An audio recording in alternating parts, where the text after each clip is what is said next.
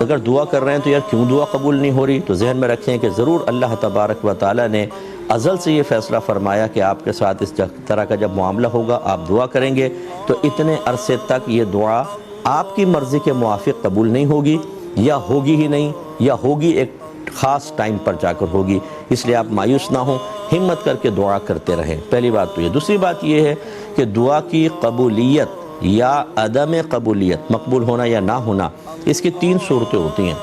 مقبول نہ ہو، پہلے ہونے کی صورت کر لیں، پھر نہ ہونے کی آپ کو خود بخود سمجھ میں آئے گی کہ کبھی تو ایسا ہوتا ہے جب ہم دعا مانگتے ہیں تو جو ہم مانگ رہے ہیں اللہ تعالیٰ وہی دے دیتا ہے، یہ دعا قبول ہو گئی۔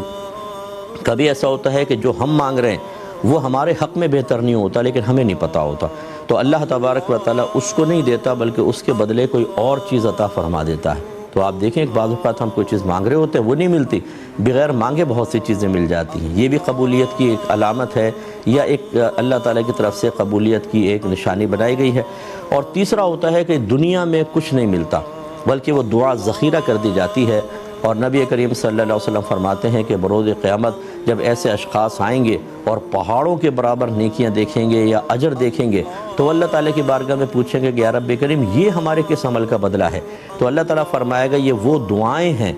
ان دعاؤں کا بدلہ ہے جو دنیا میں نے کسی مصلحت کی بنا پر قبول نہیں کی۔ یہ کہتے ہیں کہ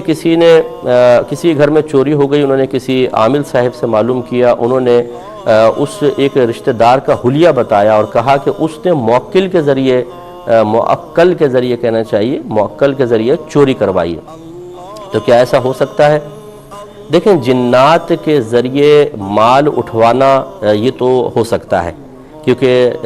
جس طریقے سے ہم اپنے آدمیوں کو بھیج کر کچھ کام کروا لیتے ہیں، ایسے جو جنات کو، واقعی جنات کو قابو میں کر لیں، ان سے یہ کام کروائے جا سکتے ہیں۔ کسی کا مال اٹھوایا جا سکتا ہے، مٹھائی کی دکان سے مٹھائی چوری کروائی جا سکتی ہے، یہ ہو سکتا ہے، اس کا کوئی انکار نہیں کر سکتا۔ لیکن کیا واقعی ایسا ہوا ہے کہ نہیں ہوا، یہ کیسے پتہ چلے گا؟ اب اگر آپ نے اپنے علم کے ذریعے حساب کتاب کر کے بتایا تو ضروری نہیں کہ وہ 100% شورٹی کے ساتھ ہو۔ کوئی بھی اچھا عامل کبھی ایسا نہیں ہوگا کہ وہ کہے کہ جو میں کہہ رہا ہوں بالکل وہ وحی الہی کی ایک صورت ہے، کہ 100% شورٹی کے ساتھ نہیں۔ جو صحیح ہوگا وہ یہی کہے گا بھئی میرا علم یہ کہتا ہے واللہ عالم۔ اچھا، دوسرا یہ کہ کبھی بھی ایسا نہیں ہوگا کہ کوئی صحیح عامل کسی کی نشاندہی کر دے، حلیہ بتا دے، کیونکہ اپنے ظن کے ذریعے یقینی طور پر کسی کو چور قرار کیسے دیا جا سکتا ہے؟ آپ علم العادات سے حساب کتاب کریں گے، یا بعض تو تسبیح گھماتے ہیں اور تسبیح گھما کے فوراً بتا دیتے ہیں کہ جی فلاں فلاں نے ایسا کیا ہے۔ اس طرح فلاں فلاں کے بارے میں بتانا یاد رکھیں بالکل قطعاً غلط ہے، کیونکہ آپ شورٹی کے ساتھ نہیں کہہ سکتے کہ جو آپ کے مطلب علم کے نتیجے میں جو آپ کو پتہ چلا ہے وہ 100% صحیح ہے۔ کیسے کہہ سکتے ہیں؟ اللہ تبارک و تعالیٰ ہی بتا سکتا ہے، یا اس کے بتائے سے اس کے رسول بتا سکتے ہیں، باقی کوئی بھی یقینی طور پر اس طرح کی پوشیدہ خبریں نہیں دے سکتا ہے۔ تو جس عامل نے ایسا بتایا وہ صرف پیسہ کھانے کے چکر میں ہے جس نے ایسی بات بتائی، ورنہ کوئی اچھا عامل نہیں بتا سکتا ہے۔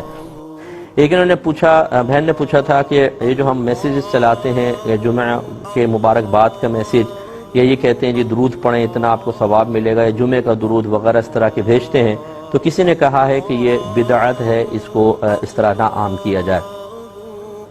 دیکھیں، بعض طریقے ایسے ہوتے ہیں کہ جو سابقہ دور میں موجود نہیں تھے، یا بعض اعمال و افعال ایسے ہیں کہ جو جدید دور کی پیداوار ہیں، لیکن وہ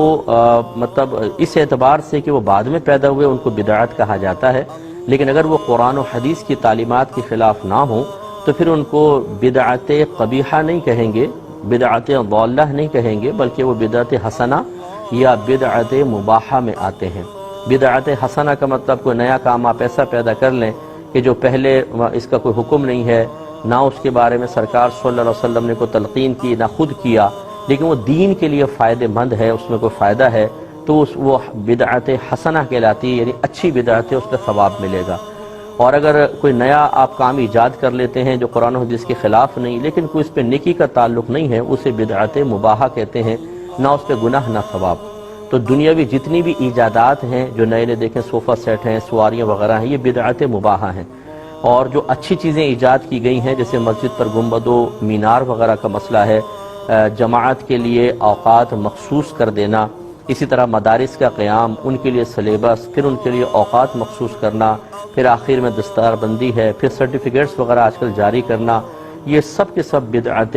حسنہ میں شمار ہوتی ہیں کہ یہ نئے کام ہیں، سرکار کے دور میں نہیں تھے، نہ سرکار نے ان کا حکم دیا، لیکن ان میں چونکہ اچھائی کا پہلو ہے، دین کی تقویت اور ترقی کا پہلو ہے، لہٰذا یہ اچھی بدعتیں ہیں تو ان کو بدعت حسنہ کہیں گے، اس پہ ثواب ملے گا۔ اور